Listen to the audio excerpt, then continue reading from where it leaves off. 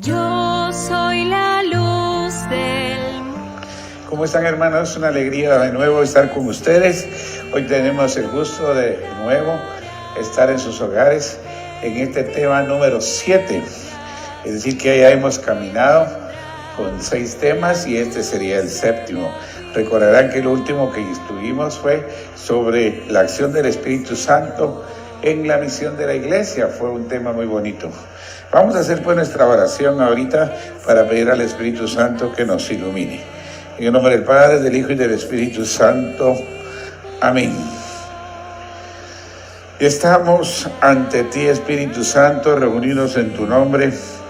Tú que eres nuestro verdadero consejero, ven a nosotros, apóyanos, entra en nuestros corazones, enséñanos el camino, muéstranos cómo alcanzar la meta, impide que perdamos el rumbo como personas débiles y pecadoras. No permitas que la ignorancia nos libre por falsos caminos, nos lleve por falsos caminos.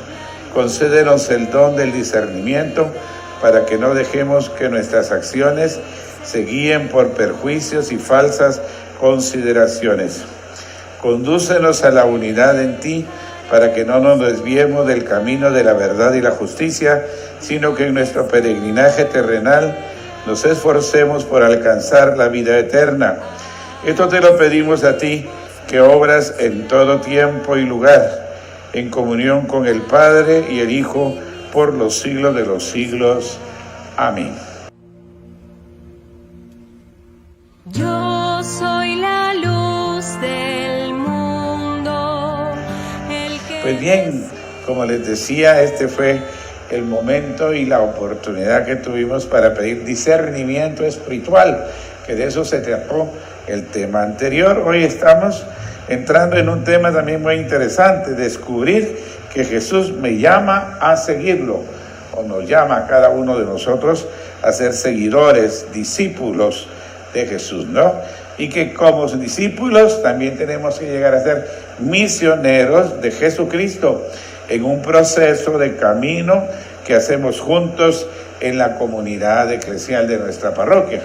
Entonces es muy importante que nosotros tengamos conciencia de esa realidad.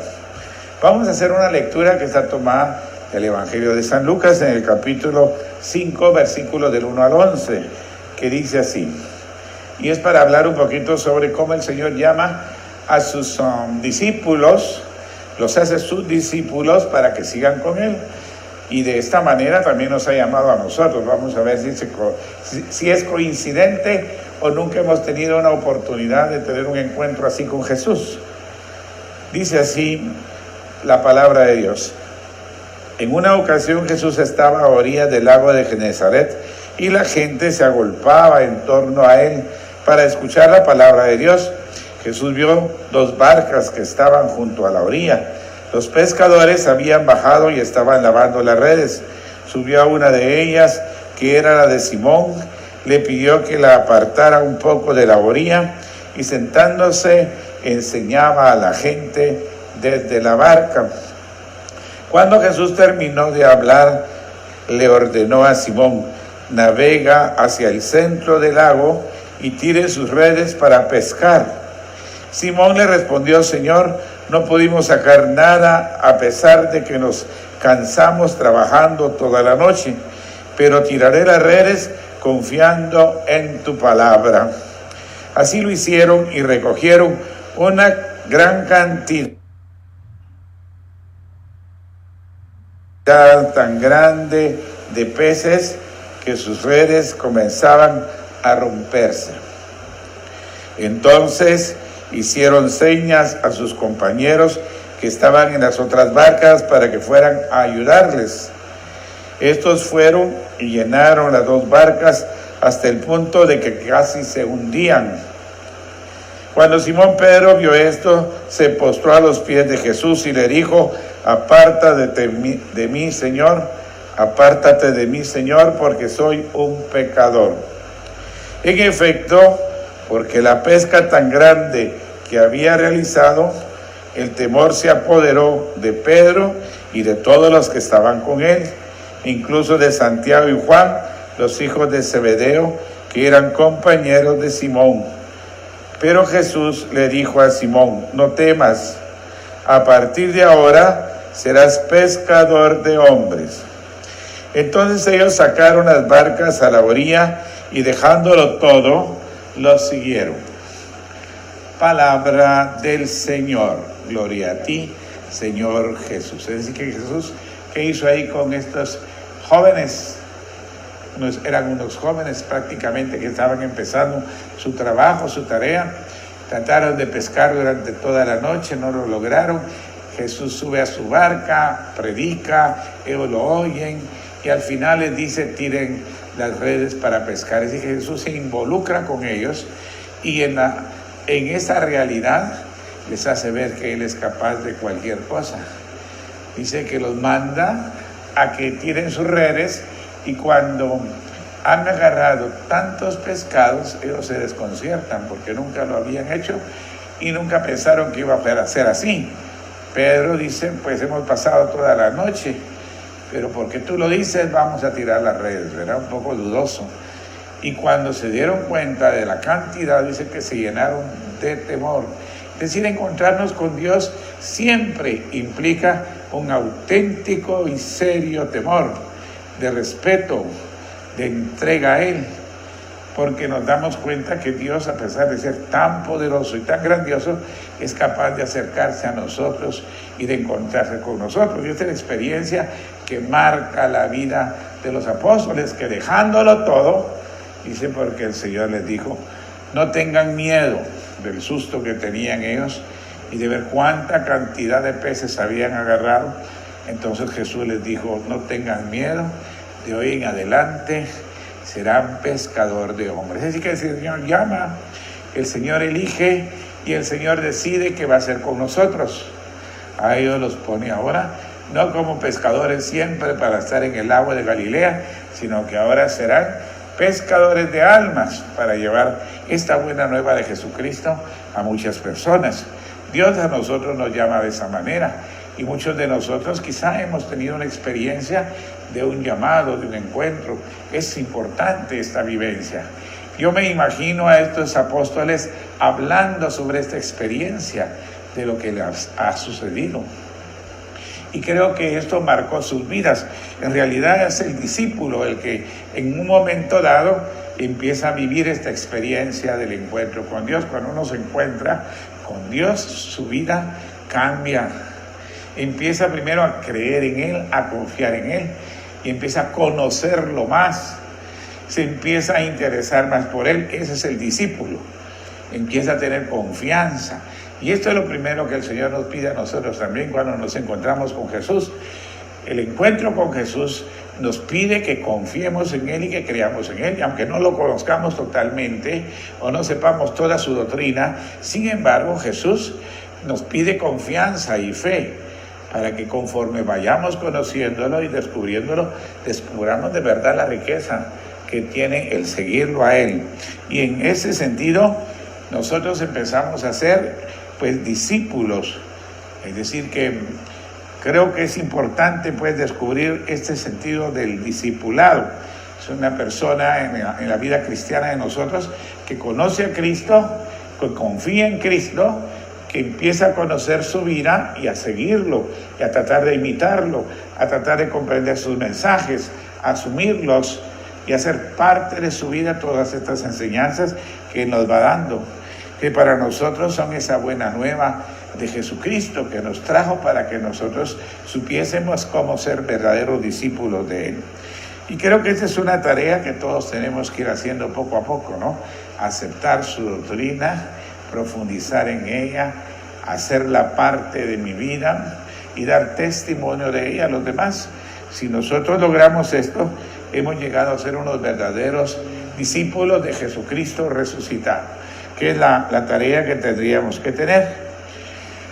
¿Qué entendemos nosotros por discípulo? Porque tal vez sería esta la pregunta que íbamos a hacer entonces. Sí, está bien hablar de discípulo, pero ¿qué significa esto de ser discípulo en San Lucas? San Lucas en general tiene esta palabra de discipulado, que es una palabra que en general se va a utilizar para estas personas que él va llamando. Dice que Jesús tenía muchísimos discípulos. Y dentro de los discípulos que tuvo, nos lo dice San Lucas, escoge a 12 para que fueran sus apóstoles. Y que todas aquellas personas que lo conocían, que confiaban en él, que lo seguían, empezaban a ser discípulos. Para nosotros hoy en día, ser un discípulo de Jesús es aprender a creer en él. Nuestros padres nos llevan a bautizar para que yo empiece a confiar en él, a contar con él, a dejarme llenar de él porque me da su gracia y empezar a experimentar los beneficios de ese amor que él tiene para con mi vida. Ahí me hace ser discípulo en nuestra realidad humana. En aquel momento, todos aquellos que conocían a Jesús en su predicación, lo admiraban, confiaban en él y lo seguían. Y se iban volviendo discípulos. De hecho, la palabra de Dios nos va a hablar que no solo los 12 apóstoles eran sus discípulos, sino que dentro de todos los discípulos, él escogió a 12. Y luego después también es importante saber que tenía un numeroso campo grande de gente que lo seguía y que llamaba discípulos. Entre ellos aquellos 72 discípulos que él envió y que precisamente los envía con una serie de criterios para que ellos aprendieran a ser unos verdaderos seguidores de Jesús.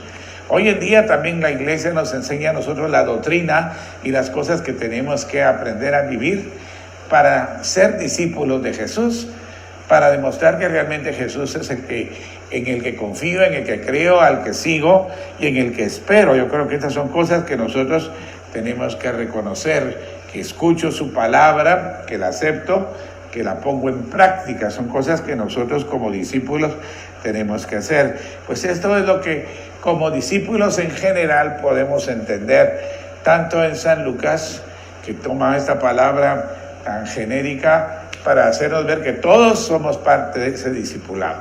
Y quizá en algunos momentos lo dice también en los Hechos de los Apóstoles.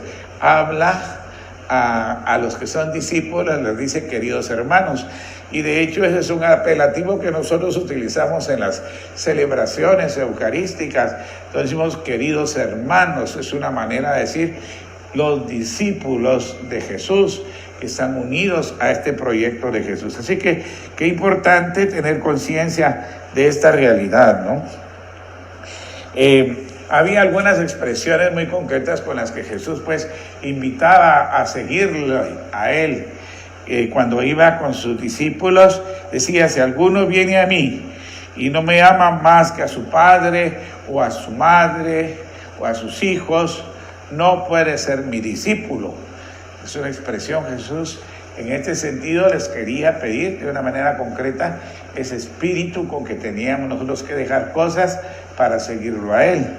Y San Lucas de manera especial como que actualiza esto en el camino.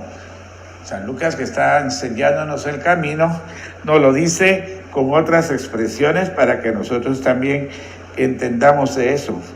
Si alguno, dice él, no puede ser discípulo mío el que no carga su cruz y viene detrás de mí. Yo creo que esta es otra expresión también importante, saber que para seguir a Jesús hay que cargar la cruz.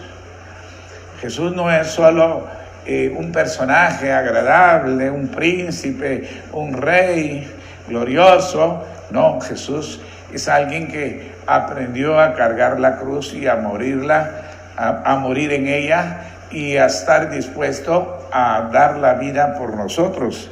Este sentimiento o significado de que lo que para él significaba entregarse en la cruz, nos decía a nosotros: el que no toma su cruz de cada día no puede ser mi discípulo. Entonces son expresiones que San Lucas nos presenta. En fin, creo que es muy importante que nosotros entendamos un poquito pues ese discipulado con el que nosotros más o menos caminamos. Y también estamos llamados a vivir este discipulado en comunidad, que es otro aspecto importante. Nosotros no podemos decir pues que somos cristianos individualistas, que jalo por mi lado, que pienso por mi manera y que trabajo por allá donde a mí me conviene. Eso no es ser un discípulo de Jesús, sino que los discípulos normalmente se organizaban en grupos, en comunidades.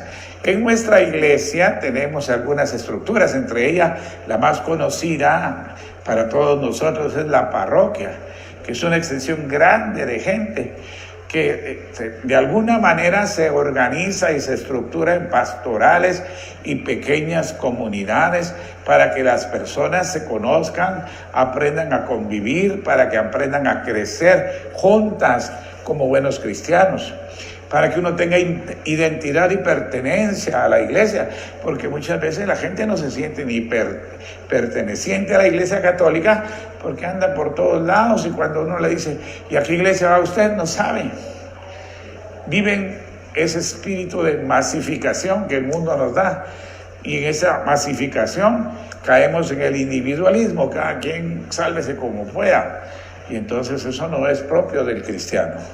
Un cristiano auténtico es aquel que aprende a entender que tiene que caminar en comunión, en comunidad, en unidad. Y este es uno de los dinamismos importantes que Jesús enseñó desde el principio. De hecho, en los Hechos de los Apóstoles nos hace ver que las comunidades pronto por eso aparecieron y se organizaron, ¿verdad?, en la oración, en la enseñanza de los apóstoles, en la fracción del pan y en las oraciones, precisamente. ¿Por qué? Porque todo esto era una manera de convivir y de compartir. Nosotros hoy pues tenemos nuestras misas dominicales, nuestros sacramentos de la confesión, del bautismo, de la Eucaristía, con los cuales nosotros podemos caminar. Y qué importante saber que todo eso nos ayuda a crecer, a santificarnos, pero sobre todo también a vivir en comunión y en unidad como iglesia. ¿En qué consiste ese seguimiento de Jesús? Pues uno podría decir aprender solo la doctrina, no es suficiente. Hay que recordar que Jesús va a Jerusalén y va a morir en la cruz. Y quiere que nosotros carguemos la cruz. De hecho, San Lucas quiere presentarnos algunos ejemplos de esto. Entonces nos pone a Simón Cirineo, que era uno de los que se puso allá a cargar la cruz para ayudarle a Jesús. Y dice el Evangelio de San Lucas que él iba atrás de Jesús cargando la cruz. Es decir, como insinuando que todos nosotros hoy tenemos que aprender a cargar la cruz de Jesús también, acompañándolo a Él en estos momentos de dificultad, de tribulación y de conflicto. Encontrar a Jesús como el que puede ayudarnos, acompañarle en los momentos difíciles, o nos va a fortalecer para que juntamente con Él nosotros carguemos la cruz que muchas veces tenemos que llevar en estas épocas tan difíciles también. Y por último, creo que es importante saber que hasta la crucifixión Jesús está ya con sus discípulos.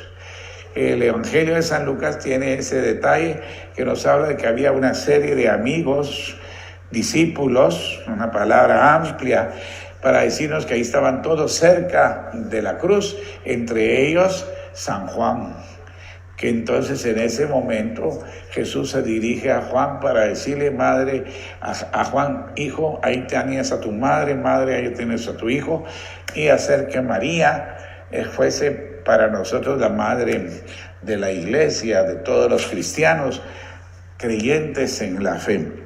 Es decir, que tenemos que caminar pues en este camino de Jesús hasta la muerte, hasta la crucifixión. Negarnos a nosotros mismos significa morir para resucitar. Y es de lo que el Señor pues nos pide a nosotros que tenemos que hacerlo, ¿verdad? Así como pues Simón Cirineo o los otros que lo acompañaban también ahí, que como Nicodemo, que es de los que aparecen en el momento de la crucifixión. Creo que es muy importante que nosotros también nos demos cuenta que pues eran discípulos y que estuvieron acompañando a Jesús hasta los últimos momentos. Y es lo que el Señor quiere que nosotros también aprendamos, acompañarlo hasta los últimos momentos y hasta las últimas consecuencias. Por otra parte, si somos seguidores en este camino de la salvación, ¿verdad? La obediencia que Jesús logró, la culminación de su obediencia es hasta la muerte, ¿verdad? Y por eso el Padre lo resucita y lo glorifica. Nosotros también vamos a ser resucitados y glorificados si somos fieles y perseveramos a toda esta enseñanza y doctrina que el Señor nos da. Pero Él es el ejemplo que tenemos que imitar como discípulos para que de esta manera también nosotros alcancemos esa misma meta que Jesús alcanzó. Y tenemos que estar preparados para esto. Todos pues debemos de ser unos discípulos en salida, es decir, que como Jesucristo, por la fe, nosotros nos hemos encontrado con Él y lo seguimos en su gracia.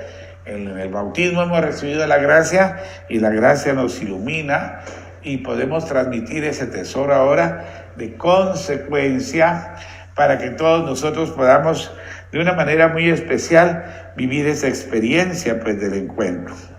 Jesús sigue siempre llamándonos a nosotros nos sigue llamando para que seamos capaces de cumplir con la misión que tenemos que tener como cristianos. Cada uno de nosotros está siendo llamado para que confiemos, creamos en Él y le sigamos. Y de esta manera tenemos que descubrir que este sentido de la sinodalidad en el que hemos estado caminando durante estos temas, pues el objetivo es hacernos discípulos de Jesús. Discípulos en que se propone una meta muy clara de llegar a ser como su maestro, que nosotros realmente estemos conscientes de esto, es decir, a aprender, a pensar, a sentir y a vivir como Jesús, como nuestro maestro, a anunciar el reino de Cristo y de Dios e instaurarlo en todos los pueblos. Esa es como la misión que entonces cada uno de nosotros debe de vivir en este proceso de sinodalidad. Y qué importante entonces tener conciencia de esta linda oportunidad que se nos da de caminar. El discípulo que tiene que ser un misionero de la comunidad, nunca olviden ustedes que hay que servir en la comunidad parroquial, pues, ¿verdad? Dar un testimonio auténtico en el mundo y en el área donde nosotros nos desenvolvamos, en el área laboral, en el aspecto de la política, de la economía, de la tecnología, que nosotros podamos ahí dar testimonio y que con los valores del reino que Jesús nos ha presentado, nosotros como buenos discípulos demostremos que realmente creemos en Jesús y que por eso somos justos, honestos, rectos, sinceros, auténticos, que son medios que el Señor nos ha dejado para tener una comunión y construir una sociedad mejor. En fin, pues yo los invito a que ustedes sigan trabajando en eso, pidan al Señor que les dé la oportunidad de profundizar sobre este tema de la misión, si somos auténticos misioneros y también si como misioneros estamos dispuestos de ser discípulos a misioneros con este espíritu de sinodalidad, con la acción del Espíritu Santo y el discernimiento para seguir construyendo el reino de Dios. Bien, vamos a tener las dos preguntas que ustedes van a comentar hoy. La primera es, ¿eres un discípulo o un laico? ¿Qué es discípulo y qué es laico? Es decir, que estas son dos palabras que de hecho se utilizan en el lenguaje de la iglesia. Se habla de un laico, una persona que no pertenece a ningún compromiso religioso específico. Y sin embargo es cristiano, es discípulo. Entonces tenemos que tener claro esto. ¿Eres un discípulo o un laico? Aquí la palabra laico la presenta como alguien que no pertenece a la iglesia.